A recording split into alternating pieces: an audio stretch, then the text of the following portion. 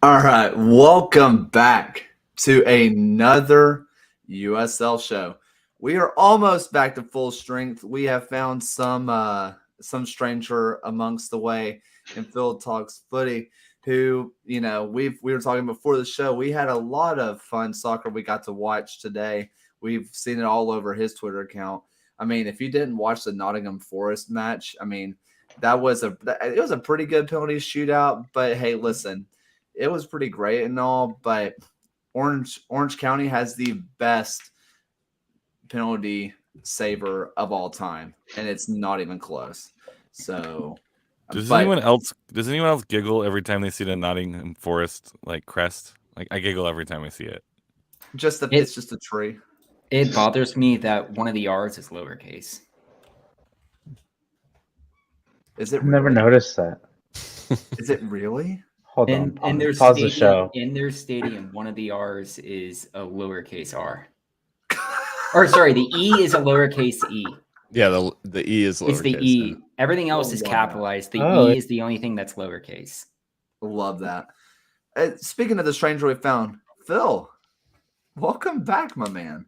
I know I was a long time in the wilderness, but happy to be back. And of course, like the week I can return to the USL show, Locomotive lose. So they were on this hot streak, couldn't be on the show, and then so I don't know. There may be something there.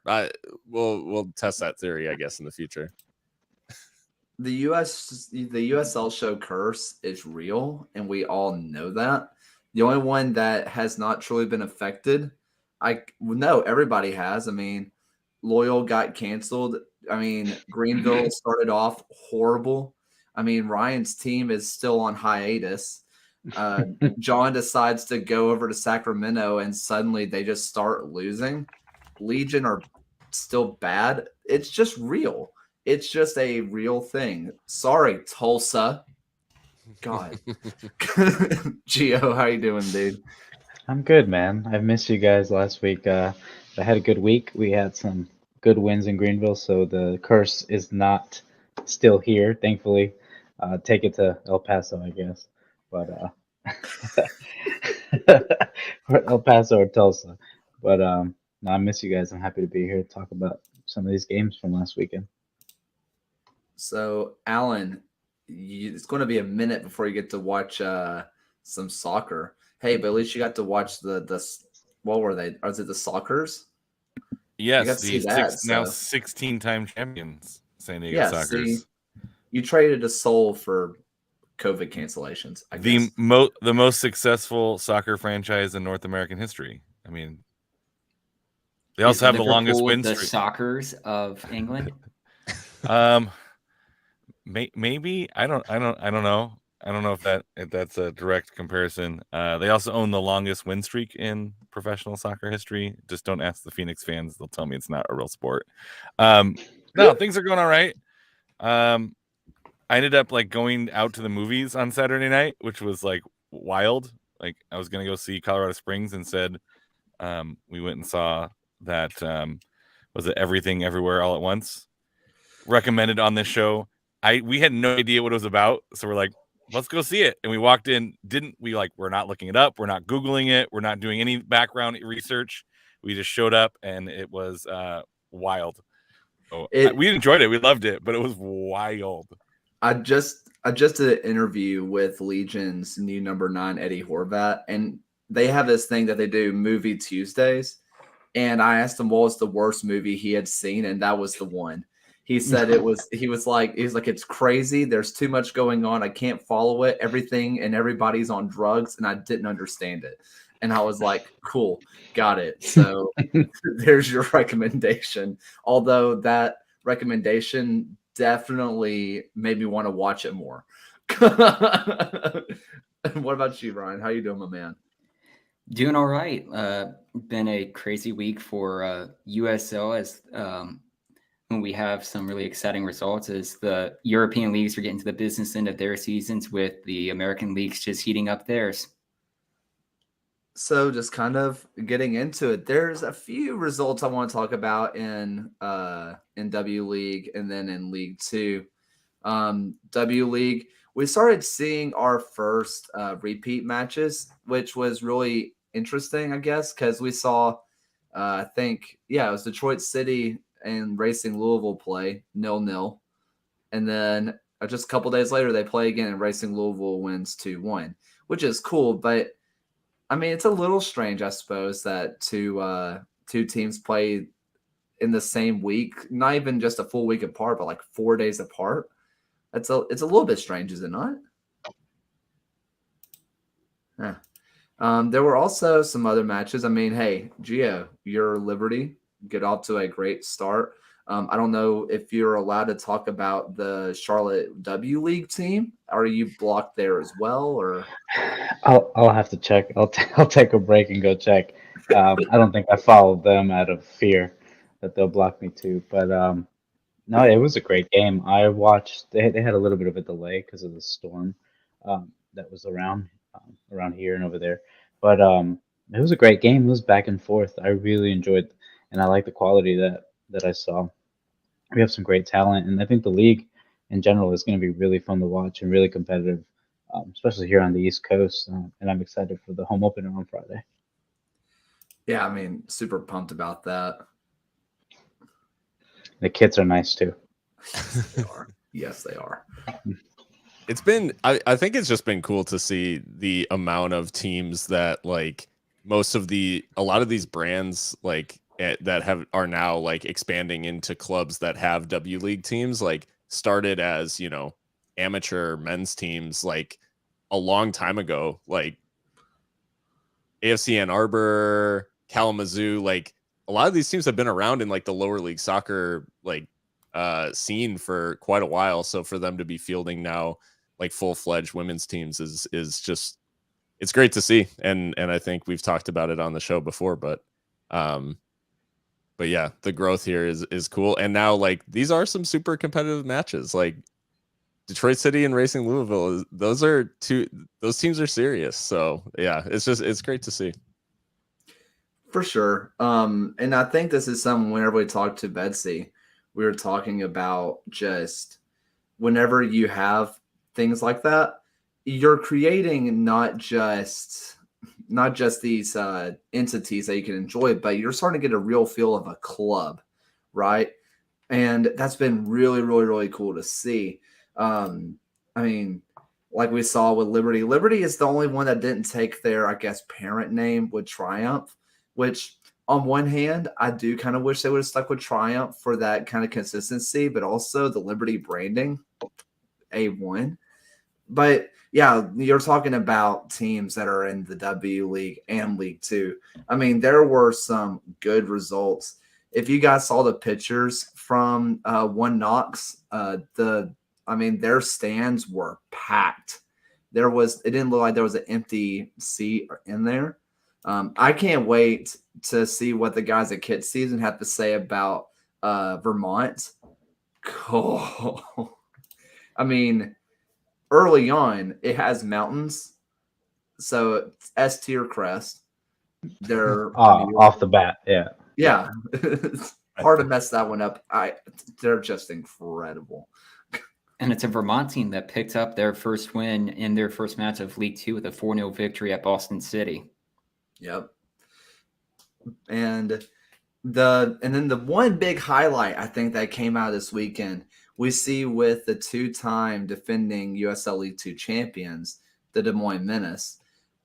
If you haven't seen the clip, made it onto SportsCenter, other places, I don't really know the difference half the time. I guess scissor kick / bicycle kick. It looked like it was kind of in between the both, but it's like the top of the 18.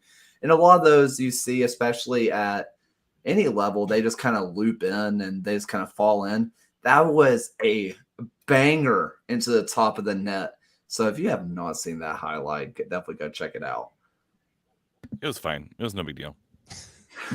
No biggie.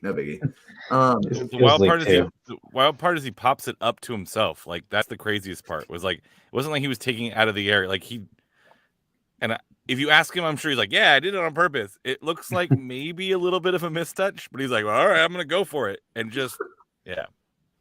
Adrenaline's wild. Because I usually don't those know. go either like you said, those either kind of trickle in or those go like 80 feet over the goal, and you're like, why? Why? But every once in a while, you hit them clean, and you like are all over the internet. So maybe that's why, right? The next time, your number 6 takes a wild scissor kick attempt at goal and it goes out of the stadium, you can be like, well, he's trying to do the Des Moines guy. I get it. It's fine. Go for glory, buddy. Just doing the Des Moines. Speaking of the Des Moines guy, let's just go ahead and get into him. Des Moines Menace legend Corey Herzog gets a last-minute goal to down the Baby Bulls, which, congrats. They won, but I mean, Corey Herzog shows up in one U.S. Open Cup match, and then Hartford's like, dude, you're playing? Come on, please. So, and he's immediately having an impact, which is nice to see. I had to do a little bit of a double take, to be honest, because when I wasn't watching the Hartford match, but I got the goal alert from FOTMob and was like, I was like, since when? Like I missed it completely. And I was like, did they, sign him mid-match or something like that? They fly him in, like, it was like Bobby Boucher at halftime and they won the Bourbon Bowl, So anyways. He cashed in his money in the bank briefcase. At least it's nice to see Corey Herzog and Phoenix getting along to ruin my week. Yeah. Oh man. Just let's go ahead and get into some I told you so's and some shockers, because I have a I told you so from the beginning of the year, but there were some shockers this week. Let's go ahead and start off with Ryan.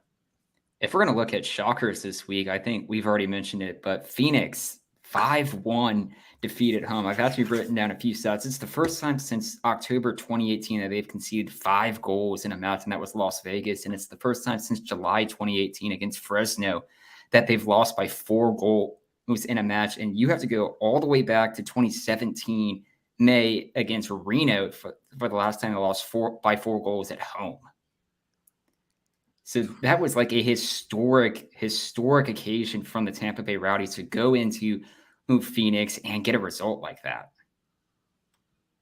What was the stat said during the broadcast too? Like Phoenix hadn't lost having scored first, and Tampa Bay hadn't won having gone behind. And I don't think you could have more emphatically undone that both of those stats than what transpired after. Crazy game.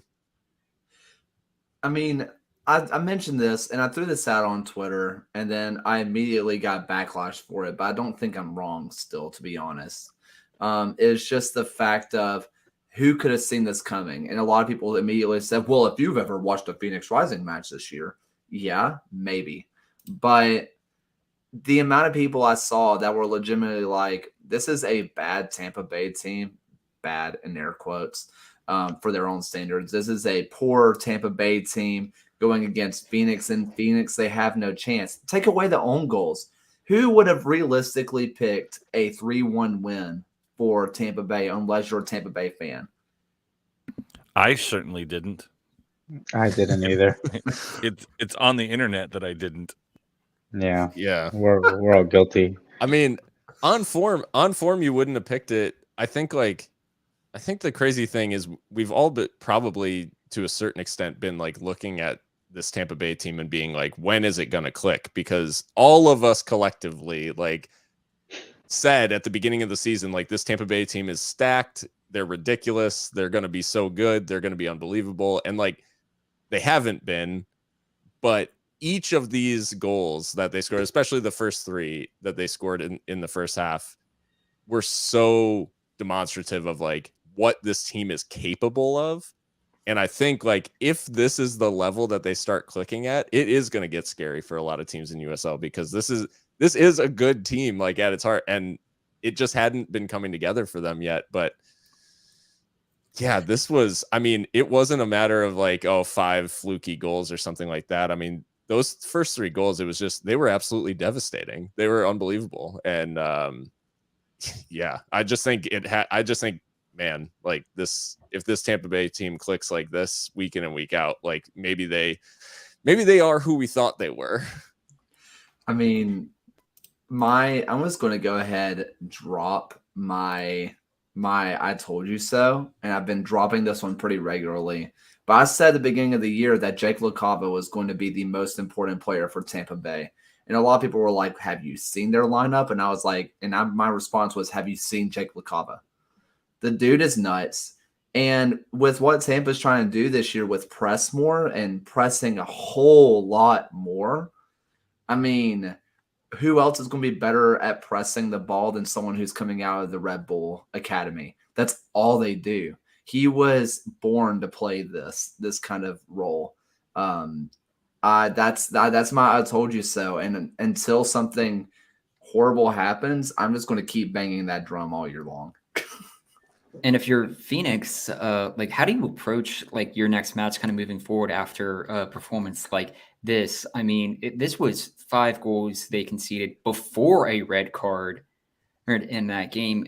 They have New Mexico, Hartford, Birmingham, and El Paso as their next 4. Do you just kind of write this one off, or like what's the motivation that you would give to the locker room to say, hey, we can't let our heads drop. We can't let this become a season-turning result for us, and for all the wrong reasons? Well, you tell them, hey, boys, we got 3 points against Legion, so look forward to that. Yeah.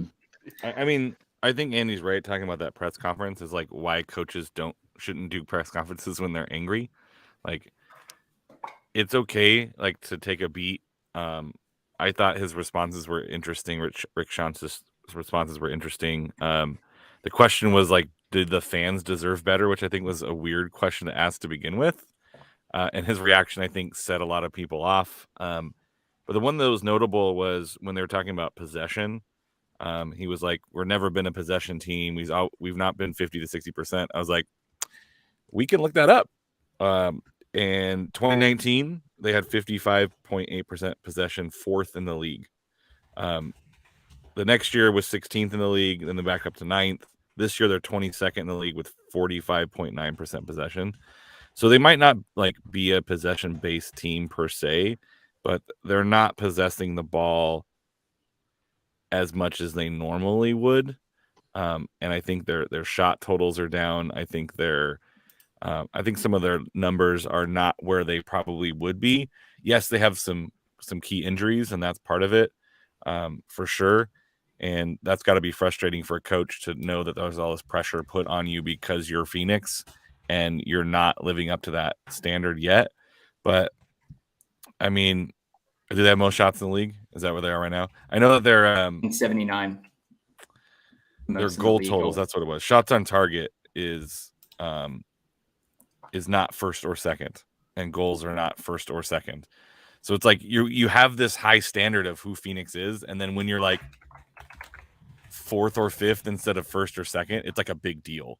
And I think that's something that Phoenix fans, I think, will probably be reminded of eventually. And I think that's what Phoenix is going to tell themselves is like, we might not be number 1 right now, but we're still like one of the top 5 teams in the West. Like at the end of the day, like we're still in the conversation for a home playoff match. Like it's you lost one big game, you can't let it turn into 2, right? And I think they have a good run of games where they can build a little bit of confidence. Maybe their next game against New Mexico might be an interesting one. But going against Hartford, I can see Phoenix like flipping the script, and then everyone's like, "Oh, look how great they are again," and no one remembers this match at the end of the season until maybe they're playing Tampa Bay in the playoffs, and they're like, "Oh, remember when?" And it's like, that was May. No one cares anymore. If we're going to go based off of alternating matches, so they had a 3-0 defeat to Los Dos, which you could arguably say was a poor result, a 3-0 win against San Antonio, then the 1-5 loss to Tampa Bay. If we're going to go just kind of based on that, that's a decent bounce back win against New Mexico, and then an embarrassing loss against Hartford. So, and then they get a nice bounce back win against Legion, where, hey, congratulations, Phil. El Paso's getting a dub. Congrats. He'll take it. He'll The take it. fatalism on display here is next level. No, I'm just looking at FOTMob for the first time. I typically don't go to FOTMob too much, not because it's bad, just I don't really trust their like scoring that they do. But I have never seen anything like this before. Their entire 6 back line, including the keeper, is bad red. Their midfield is bright green, and their striker is just a nice orange. I have never seen anything like this. This is incredible stuff. Oh man. Let's go ahead. Let's go ahead and burn through some more just real quick. Some shockers and maybe some I told you so's. Sir Alan. I think the other big one was Louisville losing their first match of the season, and not necessarily like who like a loss, but like who they lost to and how many goals they let in. Right. This is like they've now LA Galaxy has now scored half of the goals that Louis City has given up, and it was surprising. Like I didn't watch this match because I didn't plan on watching Louis City go into LA and it be kind of whatever. But like it was wild for me to open this score and be like, wait, what? Because I figured like, all right, they're gonna be fine. Galaxy scores early, or sorry, Louis City scores early, and I'm like, all right, this is gonna be it. No big deal. They tie it up 1-1.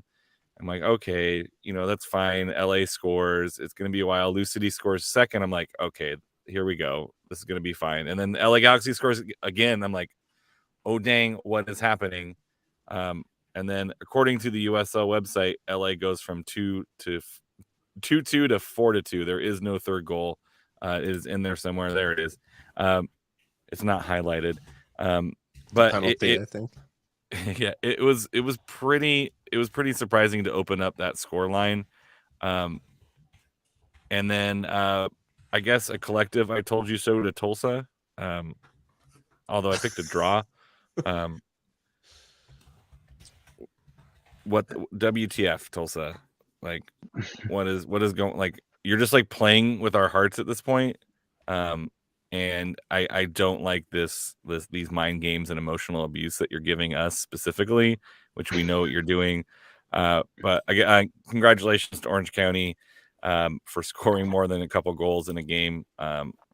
It was surprising to see that result as well, because typically Orange County doesn't score this many goals. But Olaski first half hat trick, Kubo Torres getting one. So Orange County may be turning a leaf, maybe we'll see. But Tulsa, what's going on, bro? Well, I was gonna just on the Louis City result real quickly, between like LA Galaxy's stretch of game. Ryan, you talked about weird stretches for Phoenix, but like LA Galaxy comfortably beating Phoenix, going to El Paso and getting scorched, and then coming back and beating Louisville. Like there's something about that empty stadium for LA Galaxy too, where it's like, whatever, Watchmen, like I'm not locked in here with you, you're locked in here with me. Like that's in that empty stadium, and teams just go there and suffer. I don't know. It's tough. Now Louisville, I think, are extremely unlucky, like in the way that this actually played out, because stats wise, like they should have walked this game. And LA Galaxy score from all 4 of their shots on target. So that's rough day out for Louisville, but I don't think indicative of anything like larger going on there. I think they'll be fine. But Tulsa, on the other hand, you're looking at a Los Dos team with just 1 loss in their last 5 and only 1 loss at home this year, which was that San Antonio game. So I do think there is that kind of just weird, I guess you could just say weird atmosphere that you have playing in, going from like playing in front of crowds to just playing in an empty stadium. But I mean, this is Louisville's first loss to a team that also starts with the letter L since 2019 when they lost to Loudoun. Someone had to give them an L. Wow. Right. Wow. I would say, I think to a lot of people who are looking at this and they're like, and this is kind of like their big huzzah, the West is better than the East. Almost all this team, I think 2 or 3 players just got their first appearance of the season, and I think 6 of the 11 or maybe 7 of the 11 that was their first start of the season, only coming in off the bench. They heavily rotated their side and got burned for it. I mean, Ryan can tell you all about his football manager escapades where he decides to rotate the squad against relegation side, and then suddenly that doesn't work. That's kind of how that to me that went down. They rotated the side. They decide to go out and do that in an empty stadium, an empty Coliseum-esque, just weird stuff. I don't put any weight into this whatsoever. But Gio, Shockers. I'm gonna just go with an I told you so. I think Forward Medicine is really striving to have more Kitson wins this season on purpose because they looked terrible, and I know they've had a couple rough games. They got a nice win against Richmond, but they looked terrible against Greenville. They had nothing. I think they had 4 shots to our 19 shots, and even losing 2-0, it didn't even seem like they wanted to play at the end of the game. We controlled the game. I believe the game could have easily been 5-0. Even some of their fans were like, "We're really going to lose 5-0 today," and we were up for it, and I love it. Yeah, I thought we played great. I know a lot of people talking about our team and how Greenville's been having a slow start, but I think we're getting better every game. I think having a good win against the Oakland Roots, whose keeper now plays for Forward Madison, got loaned out. So they just love having keepers that lose 2-0 to Greenville on their squad. So I picked Greenville as my lock last week, and I'm glad that I was able to experience that with my dad. He's a Greenville fan for life now after experiencing sitting with me in the riot and meeting all of my friends and family there. So it was a great weekend, and I knew my team was going to pull it off, and it felt even better against Madison. Yeah, I was only able to watch the first half of this, and so I was surprised to see the end result be the same as kind of the first half. I thought Greenville was really nice. I put a comment in the Discord though. I do not like Forward Madison sash. It like starts too low, so it goes under their underarm. Sashes on the go on the shoulder, guys. Like their sashes. Get it together. So, they're quirky. It's okay. Yeah, so and then a couple of the players' names, their names are like really low on their back because their names are so long and because the sleeves are different colors, so they lowered it right. One of their names was like right on top of the number. It looked really strange in person. So they still have some room to grow with their kits and with their team, obviously. So Kit FC is struggling on the thing that they're supposed to be good at. So let's tighten it up there, guys. Yeah, something about living long enough to become the villain. And it's funny because I still think that's the biggest win for Greenville. Those steins that they handed out. Oh, what I would have given to get one of those bad boys. I mean, that was if you I have mine in the kitchen. If you didn't see, I mean, I have a Greenville pint glass I got when I went, and then suddenly the next year they're like, "Yeah, we're giving out steins now." So hey, USL teams, Forward Madison, if you want to have something cool and quirky, hand out steins. That's cool. More USL teams should do steins. Were those handed out on the way out or the way in? Because I would. Yeah, they were in there. I walked in and they have those little yellow card and red cards you can rip off and have during the game. So I was happy. That just sounds dangerous. That's like mini back giveaway at baseball games where like you give them to like children and they use them to whack their siblings all game long. Yeah. Well, thankfully we're not Hartford, so it's woof. This show's never running again. Phil, what are some shockers and some I told you so, oh, man? The shocker is Gio just now. No, no, so I guess I don't know where this falls. Like whatever the opposite of a shocker is And I told you so. no, because I didn't like so here's the thing. Like I went into this I went into Locomotive's game this weekend like thinking it's Pittsburgh away. I don't really see like this, we're gonna get Lilied, and it's just like that's gonna happen. And I'm okay with that. Like I'm at peace with that. And then I got in the Discord for this group making picks, and everybody picked El Paso to win. I'm like, I cannot be the one guy or a draw. You picked a draw. I think I picked Pitt. I think I picked Kayla and I picked Pitt. We had to make up points. Did you? Yeah, because as I was scrolling down, it was like El Paso. I'm just like, Kayla, there's no. I'm a Kayla and Alan believer both in picked. football. Okay. Well, Pittsburgh. I guess it was Alan's only gained point of the week. Maybe. It was 50% of Kayla's gained points this week. Screw you, Tulsa. Well, my whole thing was like, man. I was like, well, I can't be the guy who picks against, like, because I just saw El Paso picks, and I was like, well, I'm not going to be the guy who picks against my team going in. But I should have known, like, as soon as I got in the Discord and saw picks for El Paso, I should have gone the other way. I should have ran for the hills. No, I think, anyways, the El Paso, the Locomotive pick, no good. I mean, the shock for me was just Friday night in general, because it was just an insane night of USL. And Orange County, I mean, we touched on it, but I think like this result probably deserves like a little bit more. I mean, as you said, Olaski's first half hat trick, unbelievable. But I don't know that I've seen a team. I mean, this was one of 2 5-1s that happened this weekend, but the Phoenix result was one thing, but the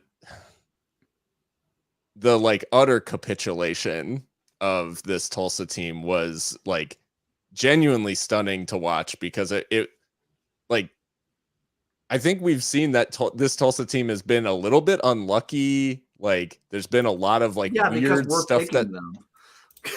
No, but I'm saying like they've been a little bit unlucky, but this was like a different level. Like they were not in this game from kickoff. It was over against a team that I don't think any of us picked them as like, a joke. Like I think we all genuinely thought that Tulsa would get the result there. And now I don't know, they're almost turning, they're in control of whether they become a meme or not, and they're not taking it. It was a really good performance from Orange County, and they I mean, I don't know what happened pre-match. If Olaski, had whatever, like a better pregame meal than he normally does, I don't know. It was just like they hit a different level, and they just swatted Tulsa aside. It was genuinely crazy to watch, because I don't think anyone really associates this sort of result like with this Tulsa team. Like, yeah, sometimes they lose, they pick up like some bad results, but them getting like destroyed is just not. They have so many like experienced players on this team. They don't often run into this. So anyways, yeah, that I think it was just worth coming back to that, because that was crazy. I don't know. As of late, they have 4 losses in their last 5. Oh, they've been losing games, but getting destroyed by Orange County, I didn't think that was on the cards. Like, to be fair, Phil, I looked back at the notes for the receipts. It is true that when you filled out your picks, Kayla and I had not yet submitted ours, so it was everyone El Paso. So I just want that's it. Yeah. Phil's not like crazy, blowing smoke. He's not crazy. Yes, and I literally picked Pittsburgh because I was like, I think they could probably get something, and everyone else is picking El Paso, and I need some points here. So that's why I went with Pittsburgh. But yeah, that Orange County result was Tulsa was like a 15th place Premier League team on the last day. They're like, we got our flip-flops on already. Let's go hit the beach. Go ahead. This or like Manchester what is that United. clip? It's like the security guards like standing on the field and just like letting people by them. Or that guy, he's like, "Yep, all right, sweet." Yeah. If you want to have a funny anecdote from our predictions this past week, 3 games where we all, the cast as a whole, picked against a certain result happening. That result ended up happening. For Orange County Tulsa, it was us between Tulsa and a draw. Orange County won. For the Phoenix match, it was either Phoenix or a draw. There was the Tampa Bay win. And then for the Chattanooga Central Valley Fuego match, none of us picked a draw, and there was a draw. Awesome. I love that. Professionals. To be fair, we all picked Greenville to win, and they did win. Okay. They were my lock. See, we would have all had San Antonio if Alan hadn't picked Miami. The Miami. And I did, so everyone else could have a good week. I think that's how I'm picking teams now. Like, I'll pick the opposite team of everyone. So, like, everyone else can have a good week because we all pick together. It's bad. See, I'm starting to think that maybe what it is that we're not bad luck. The teams are coming in and they're just showing each other. They're going into training and like, can you believe what these bozos on the USL show? They're all picking against us. Let's show them wrong. And then I like to think the Fuego, they went up to each other before the match. They were like, none of them predicted a draw. We got it. Let's do it. Yeah. A little bit of match fixing. That's okay.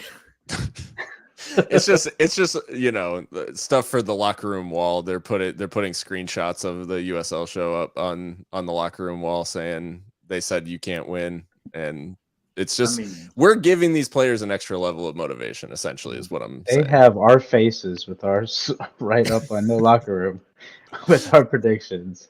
Just a bunch of darts. FC Tulsa has the USL show on their dartboard, and they're just the entire time. Have you checked if we were blocked after that tweet? I was going to say, have they blocked us yet?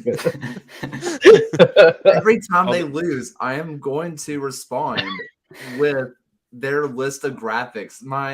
Listen, I have nothing against the Tulsa admin because it is funny at this point, but like, my favorite thing that happened was they were down 5-0. You go back and watch. You go back and just watch all of the things like we got scored on again. We got scored on again. This person just got, this person just got a red card. This is bad. This is bad. This is bad. And then in like 93rd minute, Brown scores a goal. We give one back, and it's like, whoa, hey. This is a Wendy's. I don't know. I believe there was a Manchester City match a few years ago that they described as a 9-goal thriller when they lost 8-1 on the final day against Middlesbrough. They couldn't foul anyone because if they got another yellow card, they would get kicked out of Europe or they wouldn't qualify for Europe due to a foul accumulation or whatever in the table. So Middlesbrough just ran at the players the entire match. Although the way John's going, I might just like wait for him to pick and then just pick the same thing John picks.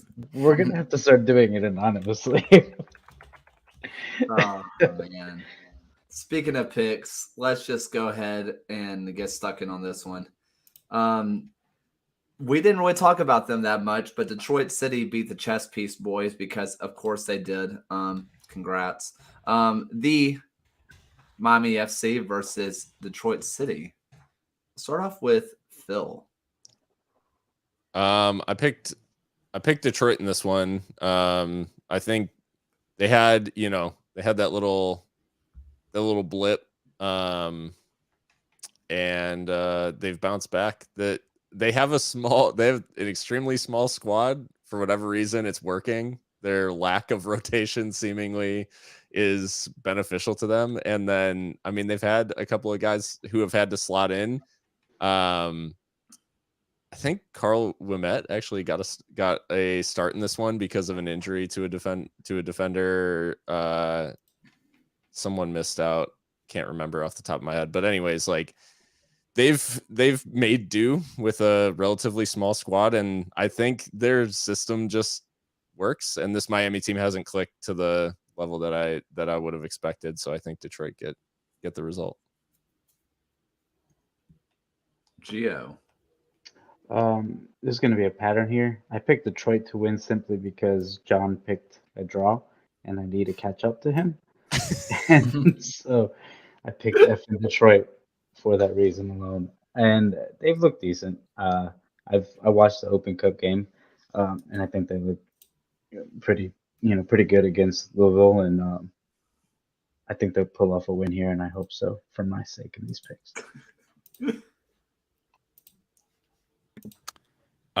With no surprise, because everyone's picking Detroit, I picked Miami.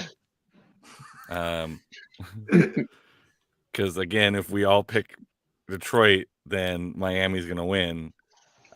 So you're welcome, Detroit. I'm not sure. I went with Miami. This was when I was like looking. I was like, how is Miami doing on the road? I was like, oh, the same as at home. So not a huge form difference. I have no idea who Miami is, really. They don't either.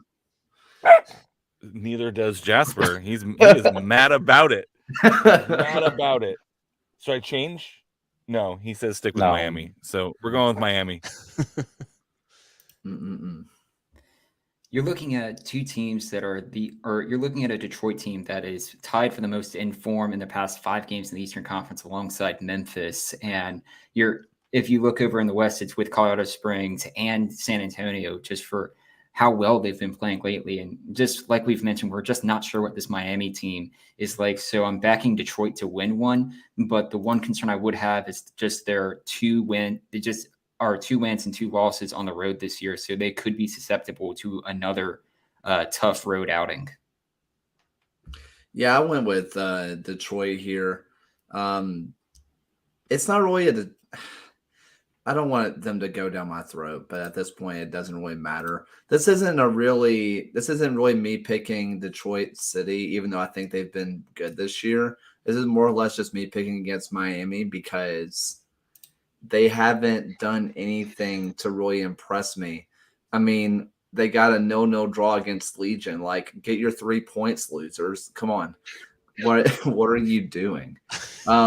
Next up, we have El Paso versus Sacramento.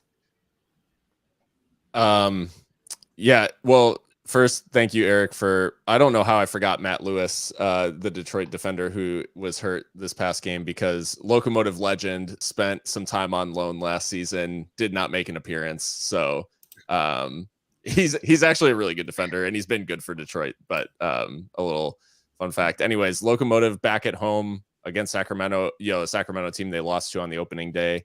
And I think this Locomotive side, in the form they're in, despite the loss to Pittsburgh, I thought they still looked good. The players that have been like kind of out of form at the beginning of the season, namely Cristiano Francois, is looking like a totally different player over the last like 3 or 4 games. And I think back at home against Sacramento, I think they get the job done. So El Paso for this one. I really wanted to go with El Paso with this one, but I couldn't do it because they let me down. And I figured if Detroit lets me down and John gets another point, I might as well copy him and get a draw in this game also. Just spoilers for John's pick. So I think I'm just trying to keep up here. Gio's just pure game I'm playing the theory, game, baby. I think about this way too hard while I'm at work. So yeah, I'm gonna go with the draw here. I think it'll be a good game, but I think El Paso is just gonna let Phil down over and over again this week. Yeah. I mean, Sacramento looked pretty good against Phoenix in the Open Cup, but Phoenix maybe not in the best place right now. I'm not sure who Sacramento is either, right? They're like 5th in the West. Could be tied for 4th in the West, but haven't won a game, have only won once in the past 5 matches in the league, versus El Paso Locomotive, who have put together a pretty decent run of form outside of Pittsburgh. But I think this one is going to go, I think I put a draw on this one.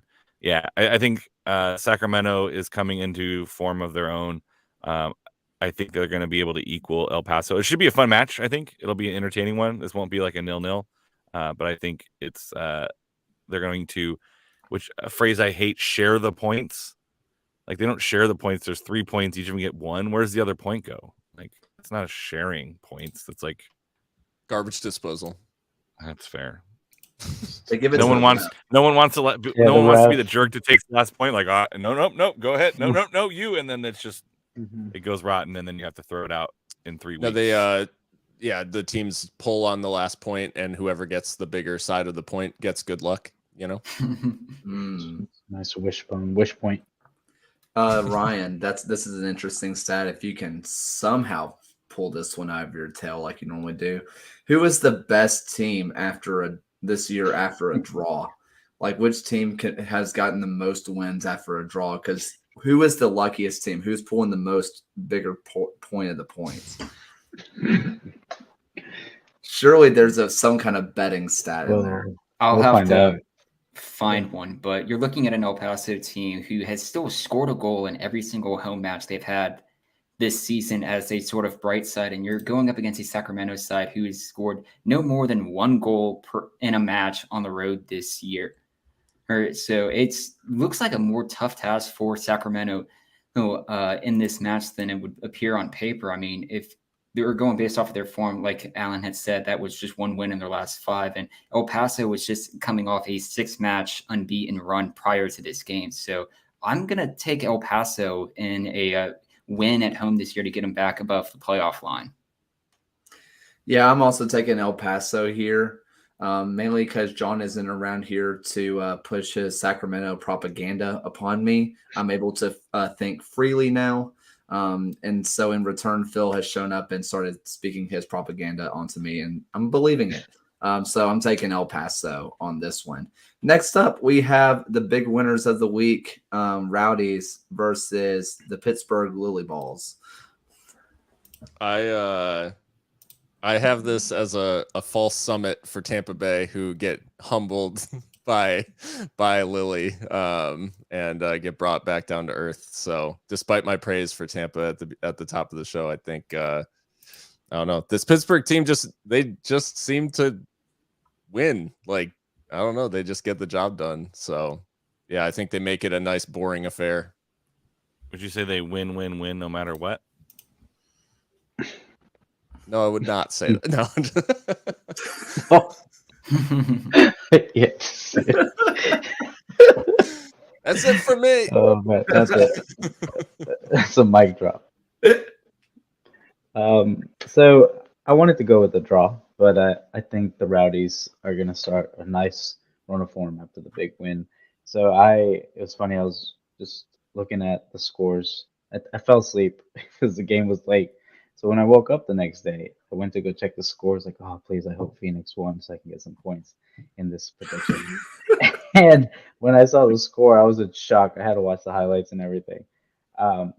But I watched Tampa on and off a little bit this season, and I think this would be a big jump, a big way to really get a good run of form going. So I think they'll pull off a win. I went against my strategy of avoiding the mass picks. I think if Tampa Bay can play like 80% of what they played in Phoenix, I think they can pull off something here. Pittsburgh has some pretty, like the 1-0 loss to Vegas in their last 5 matches. I guess the house always wins. I don't know, terrible. But I think Tampa Bay, this is another one where they can put a stamp down and say, hey guys, we're back. I can see Pittsburgh kind of slowing them down, but I think there was so many devastating offensive output against Phoenix that I think they're going to ride this wave of positivity and maybe come crashing back down to earth a little bit later, but I think they get this win against Pittsburgh. Interestingly, with Pittsburgh's last 2 matches on the road, they have been shutout losses for the Pennsylvania team. They lost 1-0 to Las Vegas and then 2-0 to Louisville.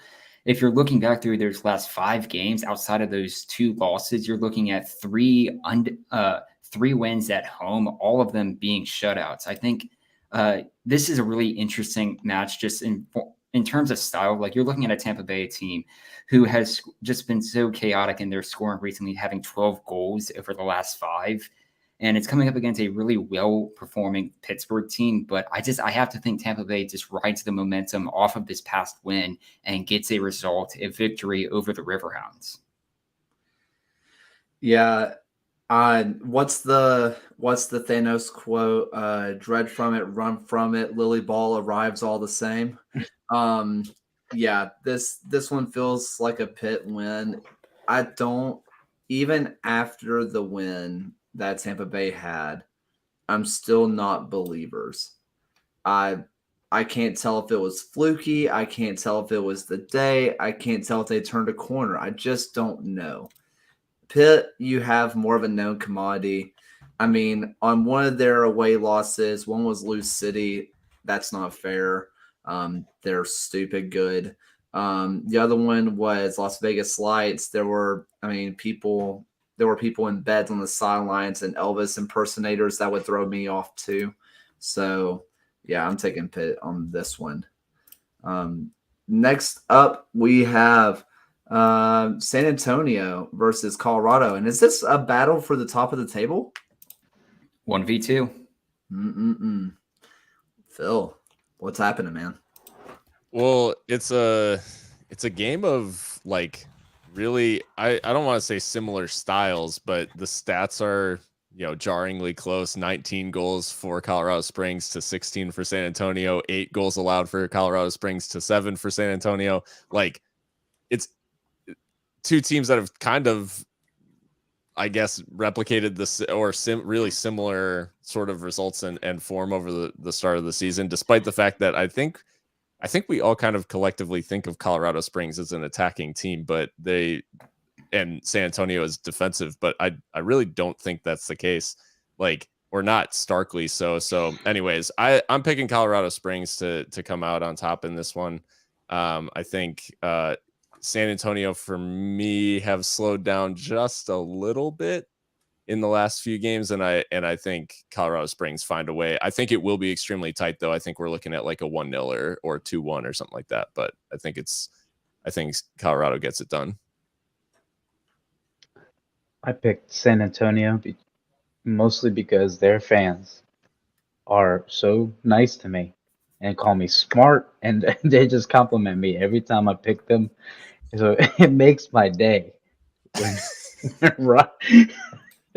when Ryan tweets out, and then they're like, "Yeah, listen to Gio." I'm like, "Yeah." And I feel like one day, if they win, and I keep picking them, if they win the whole thing, somebody will get my name tattooed on them because that's how passionate they are about their team. So I'm calling a San Antonio win, and John picked Colorado, so I have to do something. I apologize to all the San Antonio listeners. I'm picking San Antonio. Congratulations, Colorado. Can I change my pick real quick? I'm curious to see how well Colorado comes out of having apparently enough people out for COVID that they couldn't compete in a match, which means they're probably not practicing if they're players. So it'll be interesting to see kind of what state the team's in. Texas. And what's that? I think it's Texas, right? Is it Texas? Or are they in Colorado? They're in San Antonio. They're in San Antonio. It's Texas. So I'm gonna go with the team that's kind of played recently, and actually played pretty well recently, and is also going to be at home.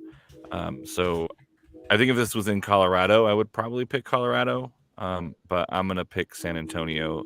My apologies to San Antonio.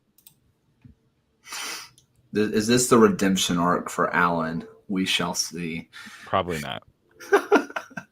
Interesting you mentioned Colorado Springs being on the road because they're undefeated on the road this year, 5 wins. And I feel like even with the time off, that might have helped them. It could have been a very grueling and tough match against San Diego. that if they like had their full focus and was able to prepare for the San Antonio game, I feel like that's certainly something that they would take advantage of. And I just think they continue to roll and they get a result to cement their place atop the Western Conference and get a win. I mean, I don't know what the stats say. The stats may be completely off. And, I think someone like Jordan Farr may have a good shout for this as well. But the big thing is, like you're talking about with the offenses, these are arguably the two best goalkeepers in the USL going off against each other. Jeff Caldwell, still criminally underrated just because Colorado Spring likes to score for fun. And I think if you're going to be looking for anything for this match, it's just going to be ridiculous goalkeeper play. And I think this is a match that Jordan Farr stands on his freaking head and pulls out a San Antonio victory. Moving on, we have New Mexico United versus Phoenix. Is Phoenix dead? Is New Mexico alive? Are we in purgatory? That is an extremely good question. I think Phoenix bounced back in this one because I genuinely, and this is going to sound whatever, as an El Paso fan, this is maybe going to sound bitter or jaded or whatever, but like any United fan is welcome to try to prove me wrong. I think this United team is extremely average. Like, I really don't see a whole lot from them. I don't see really where the results like are coming from. They haven't had their best win of the season was against like an NPSL team or UPSL team in the Open Cup. So I just I don't see how that, like, if they beat Phoenix, it'll be because like Phoenix didn't play well. I don't see like where this United team is really making me like, I just am not understanding like where they're going, who they are. They've looked extremely average in like every single game that they've played, and they've gotten some, decent, like credible draws, but they don't have a win that's like impressive to me yet this season, like, in my opinion. I think Phoenix will bounce back also. From what I've seen of New Mexico, I haven't been impressed either, which hasn't been much. But just looking back at them, I think Phoenix can take this opportunity to get on a winning streak, even though Ryan thinks they're going to win and lose. Eventually, they will beat the Legion, so that's going to be my lock pick already. You can count that.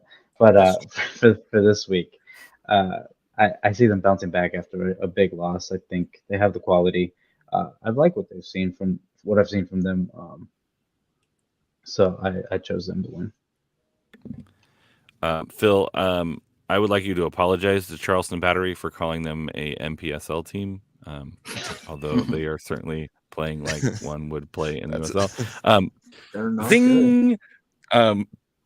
So New Mexico's never, I don't think they've ever beaten Phoenix. Someone can fact check me on that. Somebody can fact check. Somebody can. Someone will.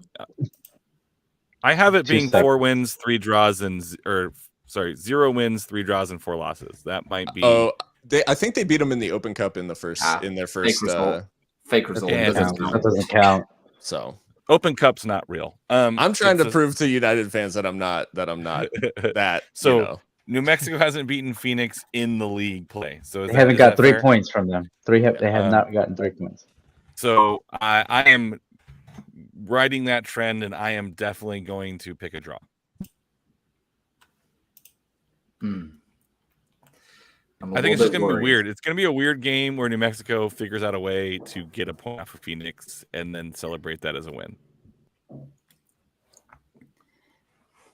It's interesting that they wanted to do both the just the Phoenix New Mexico game so early in the year. This is the last meeting between these two clubs unless they meet themselves in the playoffs for the season. It was a 1-0 result for Phoenix last time out back in April 16th. But yeah, like Phil had said, I'm not too convinced by any of the New Mexico results this year. If you're looking back at some of their wins, it's I think Las Vegas at the start of the year and El Paso, but that was a very different El Paso team than the one that we're seeing today. I still feel like Phoenix, they're going to respond well. They're going to respond with a win, but it may not be a resounding result, but they'll get 3 points here. I picked Phoenix here, which, judging by everything, this means New Mexico is getting their first win against Phoenix. Congratulations, New Mexico. Yeah, I feel like this is partially a bounce back. Partially, I don't trust New Mexico. I don't know. I really don't know how I feel about this one. Honestly, any result could happen, and I wouldn't be overly shocked. But I was leaning a little bit Phoenix's direction. Next up, we have Orange County versus El Paso.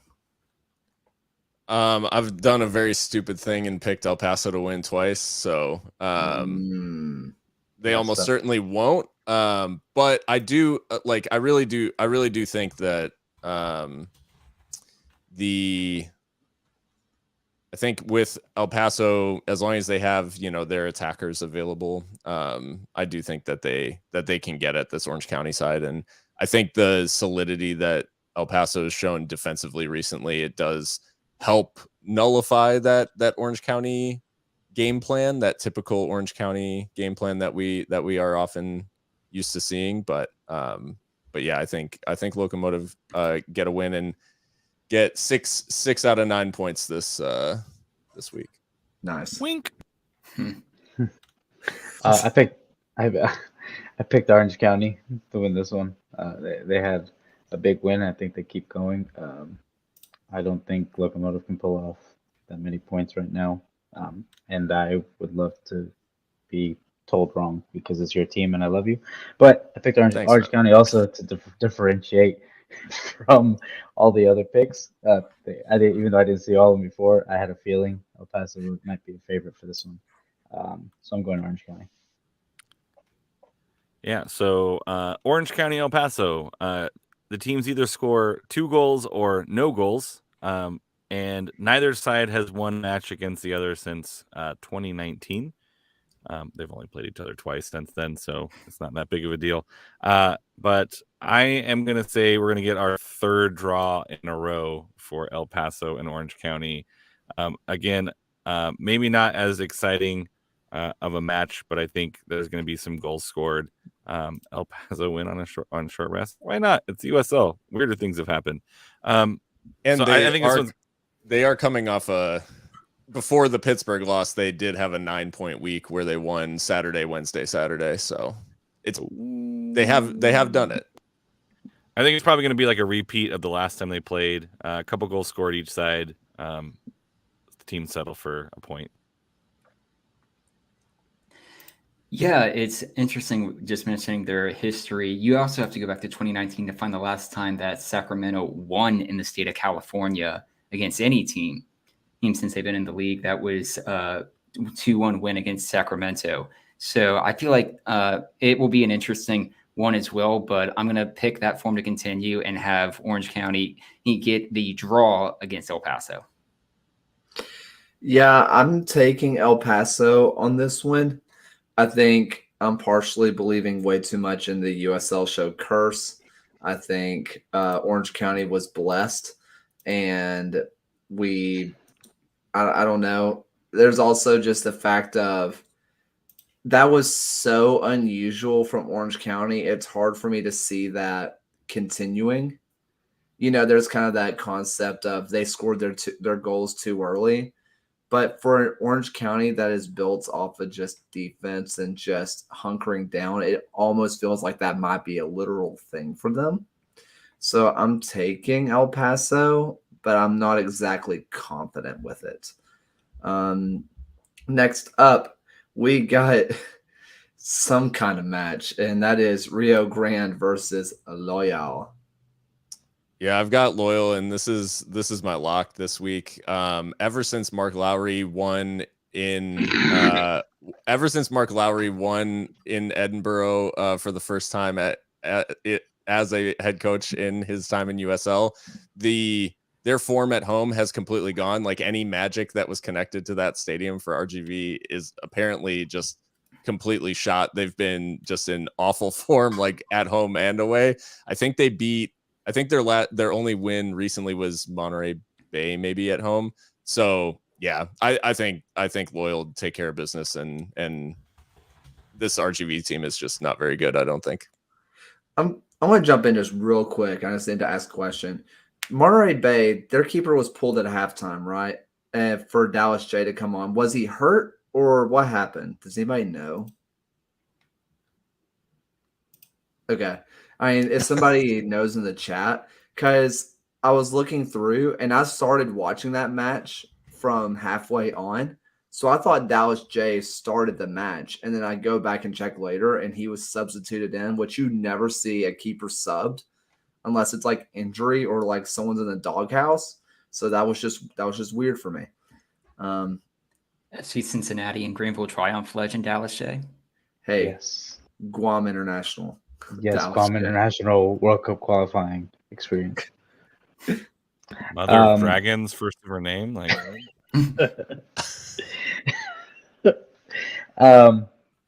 Just for that joke alone, I picked the Loyal. Just go.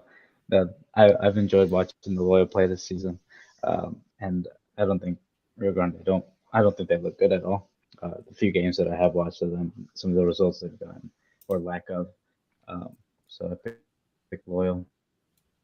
You two have fun. yeah. So I was answering when RGV's last home match win was against Sac Republic, and then I was like, oh, the only other one was against Oakland, and I'm seeing a California theme, which I'm not thrilled about.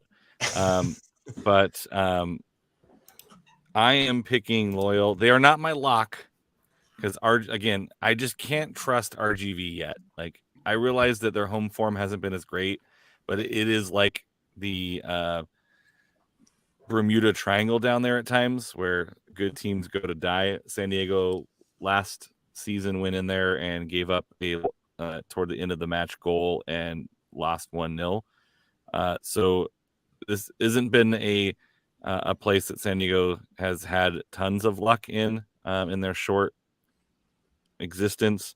But I think having an extra week off, getting some guys back healthy, is going to be good for them, and I'm going to pick them to win. I think I said 2-1 on a different podcast. So It's funny that you mentioned 2-1, Alan, because the last 4 games that has been played by RGV at home has had a scoreline of 2-1.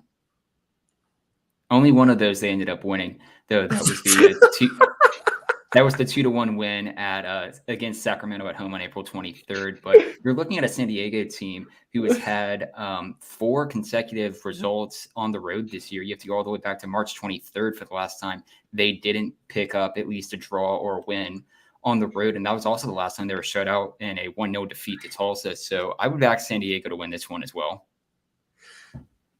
This is my first pick of a draw in a long time. I think this is the first time since week 1 that I've picked a draw because I like to just go one way or the other. But I think this is week 3, Tulsa, San Diego. Okay, so that's when they come on. All right. You also keep the receipts. Got it. Yeah, the receipts.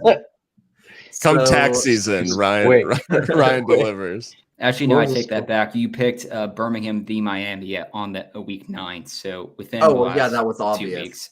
I mean, nobody deserved to win that game. And I think everybody knew that going in. I think that this is going to be a draw and quite possibly one of the most boring matches that we will see all year.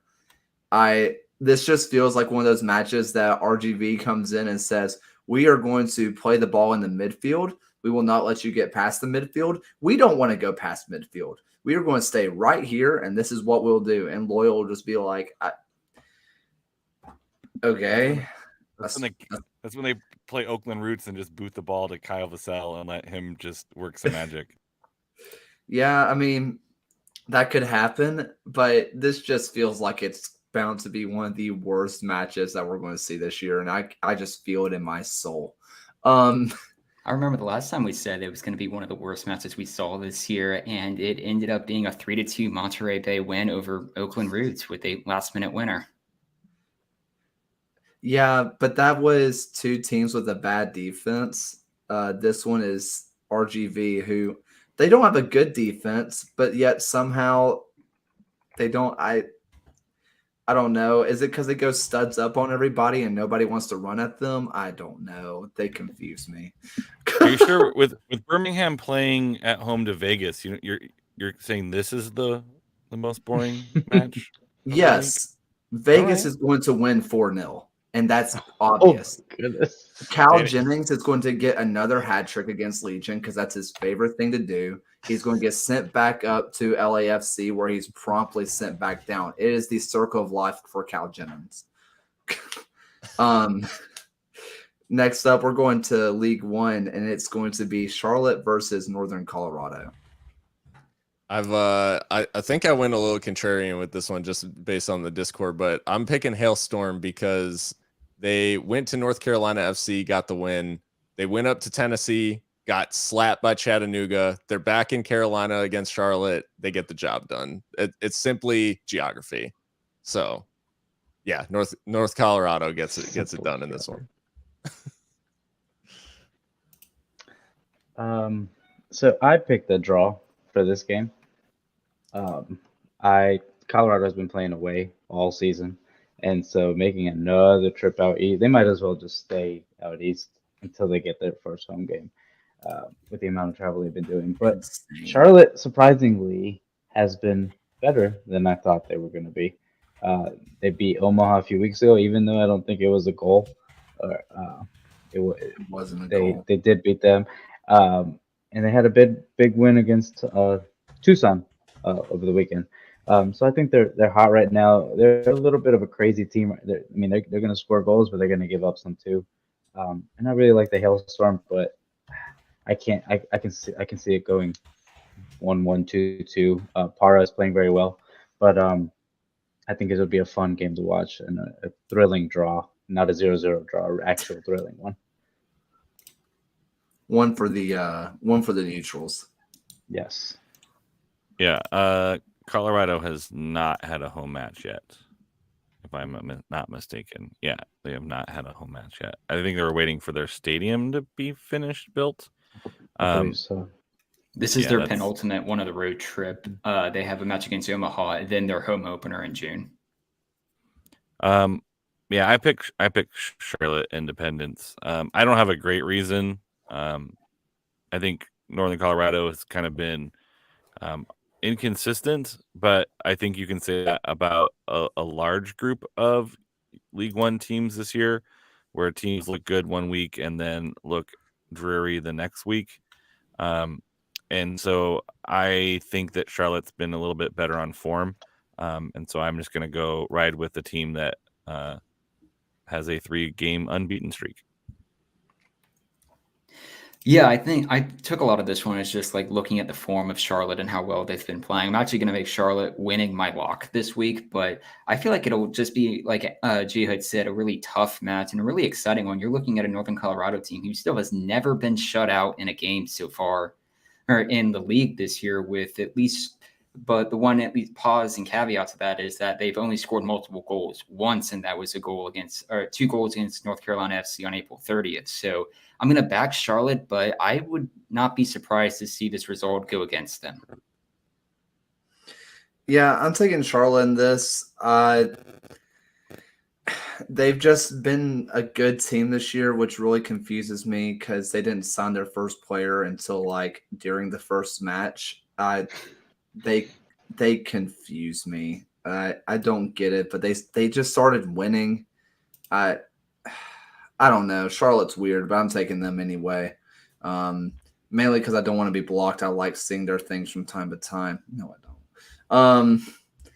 As next up, we do have another League One matchup, which is North Carolina versus Greenville.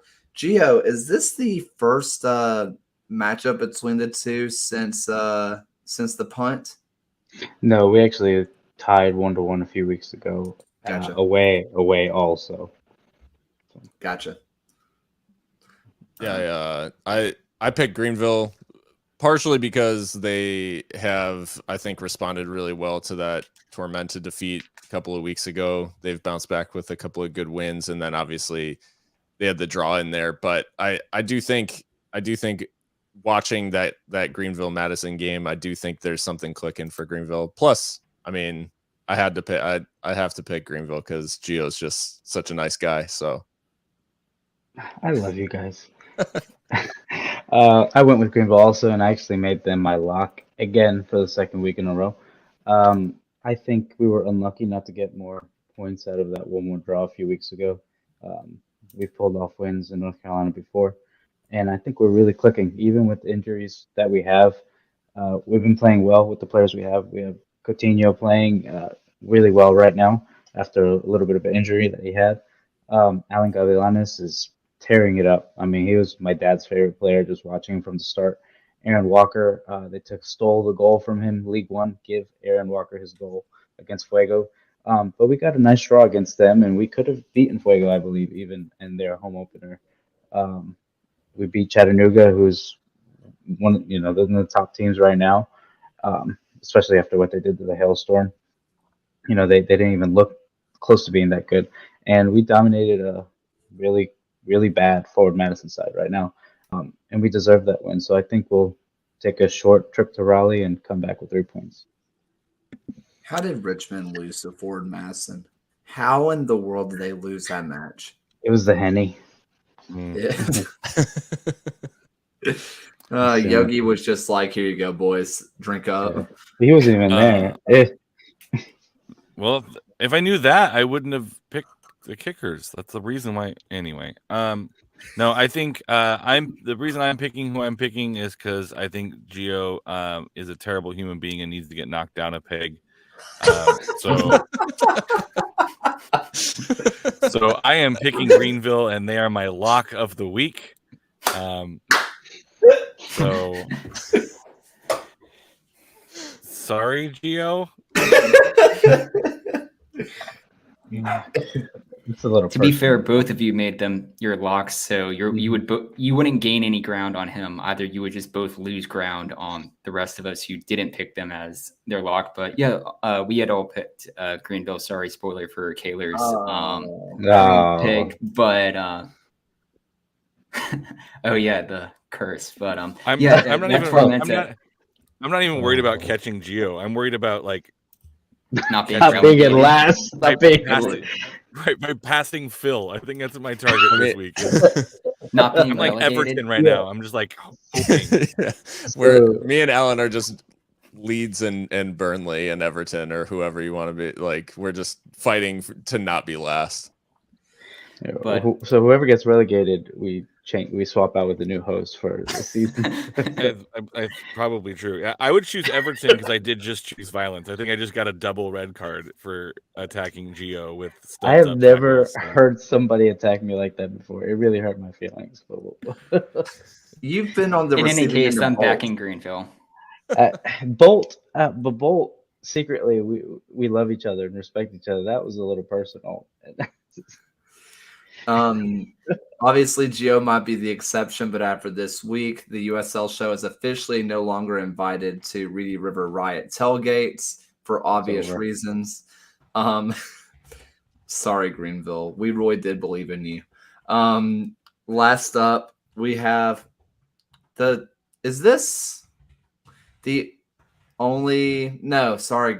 and Rio Grande. But I was going to say the two Spanish names. We have Tormenta and Fuego. Small little niche, which is interesting. We have a Storm versus Fire. Phil. Yeah, I think I'm back in Tormenta. I think they had some of their momentum stopped by that 0-0 against Charlotte, and then obviously the loss in the Open Cup to Miami. But I think a big step for what's that? Fort Lauderdale. Yeah, Fort Lauderdale. So I do think a big kind of footnote of that game is Keziah Sterling getting his first goal for the club, and then he scored again in the win over North Carolina FC. And I think that's I think him getting off the mark and being a real weapon for this Tormenta side. I think he's in for a big run here. So yeah, I think Tormenta are going to get the job done against Fuego. I agree. Also, Tormenta has been in Fuego this whole season. I'm gonna see myself out. um, I've loved what I've seen. I mean, they beat us at home, and we weren't up for it, and they have had a great defensive record up until they played Miami, which I think if they would have finished their chances early, they would have beat them. I was rooting for them that game, they deserve more than the loss that they had. But I really like what I'm seeing there. But spoilers, but a lot of us picked Tormenta. So Bolt, I'm sorry. I love you, but I'm pulling for you guys because Fuego is not a very likable team, in my opinion. I They're agree. the softest team. And I know you agree. I agree. I hate them. Yeah, we so. both agree. Yeah, we both agree. But Bijev looks good, and Cerritos looks really good. Young player that they have from El Salvador. But other than that, I see Tormenta pulling off a win and continuing their good form. So I was gonna pick a Fuego, so we didn't have everyone picking Tormenta, and then everyone who picked Tormenta can win. But I want to see Gio's Greenville Triumph go to top 3 in USL League One. So I'm picking Tormenta so we can seal the USL curse. They lose, Greenville wins. Greenville goes Alan. to 11 points. Alan, you And- picked Greenville as your lock. Yeah, I'm just trying to put some positivity back out there Yeah. and say I'm picking Tormenta because I want to see Gio's team, when they win, they'll go to 11 points. Tormenta will stay on 11 points, and Yeah. Greenville will be back to where they belong, amongst the top of USL League One. So that's why I picked Tormenta. Yeah, it's too late for the sugarcoating here because I'm Damn gonna it. clip what you said about me, and you're going to get attacked the same way Tulsa attacked us. So, but it's good reasoning, though. I like it. Just looking through a little bit of USL 1, what I find so fascinating is that both Chattanooga and Tormenta, their goal difference is only +4. For league leaders, I just find that just really interesting considering that you just go back down the table and FC Tucson notwithstanding, Northern Colorado at -3, it's really not a widespread of just kind of goal disparity amongst these teams. But yeah, Tormenta is in really great form. They're the only team in the league right now who are unbeaten in their last 5. But interestingly, out of 3 home games, they haven't won any of them. There are 3 wins on the road this year, and you're going up against a Fuego team who has started majority of their games this year still on the road. This will be their last road game before a 3-match homestand back in California. But I think Tormenta, they got to find a way to get a result, and they'll pick up a win here for their first home victory and could very well find themselves atop the table by weekend's end. Yeah, I'm taking Tormenta here after seeing them up close and personal. That defense is legit. And I know very early on we're like, whoa, this Fuego offense. Tormenta's defense is crazy, insanely good. Also, mentioned it last week, arguably best wrestlers in USL. Hard to go against the 2 center backs there. I'd be terrified. This is a random shout, but I think Tormenta should bring in the Houston Astros shortstop for a game. Jeremy Pena, his nickname, I think it's self-given, is La Tormenta. So I think they need to bring him in just to be like, we are the storm. I don't know. Do the Astros play the Braves at all this year? I don't know if he can make that trip easily, but hey, if they can make that happen, that'd be pretty sick. But yeah, I'm taking Tormenta. Ryan, something you said, the FC Tucson notwithstanding could be the name of the league. At this point, that's Yeah, it is an Ibis in the comment section. I've been attacked about that before, so please let's not do this today. Except Tulsa's 1 win is against Chattanooga Red Wolves. Wild, right? Tucson. Yes. Yeah, Tucson. You said Tulsa. Sorry, Tucson. Alan's trying to the relegate. Astros do play the Tulsa. Braves away. Completely rent free. If they Sorry, it relegate starts- themselves, It starts with a T, and I don't care about them. So Oh man. Taylor, the Astros do play the Braves away this year. You got to get to August 19th through the 21st when they make the trip to Atlanta. And if you cross-reference that against the USL schedule, it's actually working out even better because Tormenta is in Chattanooga, which is a short drive from Atlanta that weekend. La Tormentas. Las Tormentas? Whatever. They're coming together. It's happening. It's happening. And I could not be more excited. this is Somebody the reach out. Spanish. Kayla learned Spanish section of the USL show. I'm doing my best. The Duolingo bird has been attacking me regularly for the last 3 months. And it's an ibis.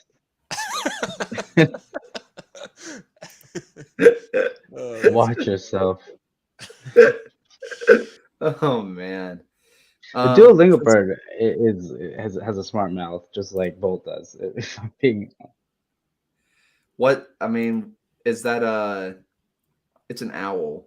So maybe does Omaha and Duolingo have something there? That's another partnership we need to get. Could you imagine Greenville goes out to Omaha, and in the middle of the game the Duolingo bird shows up behind the net. Everybody's terrified, completely scared out of their wits. Just don't give Omaha any ideas. They already think they're God's grace, God's gift to earth. Oh man. Well, today was a long show. But honestly, ton of fun, guys. I had an absolute blast. We want to go ahead do some final thoughts. Let's start off with Ryan. I saw the movie Dune finally recently after finishing the book. I thought it was pretty good. I wish I'd actually saw it in theaters, but I didn't have the book at the time, and finished at the time, and I was determined to complete the book in its entirety before seeing the film. But yeah, I thought it was pretty good, and at least for a huge anniversary this week is the 17th anniversary of the best Star Wars film, Revenge of the Sith, being released on Thursday. The best. That's me on this one. Oh man, It's immediately out. That was good. John would have gotten so upset at it. Oh man. Alan. I got nothing. I'm spent. Plus, I don't want to say something to make Gio even madder at me, so I'm just gonna go ahead. I'm just I'll gonna look away. just gonna see myself out on this one. I love. Literally.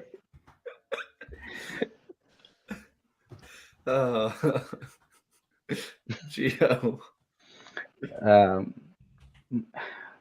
My feelings were hurt today. But I love you guys, regardless of what you guys say about me.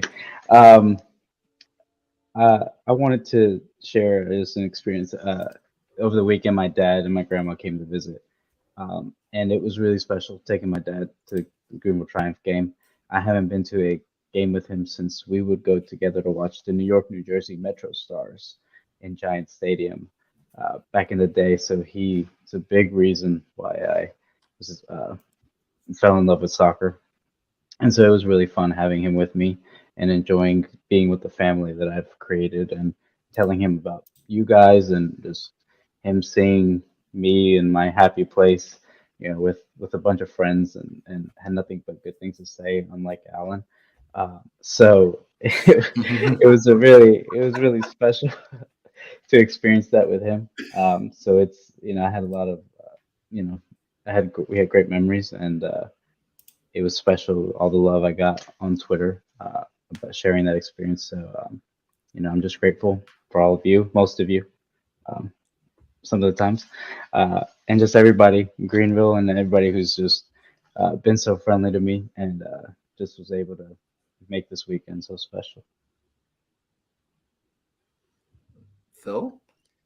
Um, Well, I guess in the way of like soccer stuff that's going to be going on later tonight, I'm actually USL After Dark going to be on the Orange and Black Soccer Cast previewing the Locomotive Orange County game with Andy and the boys.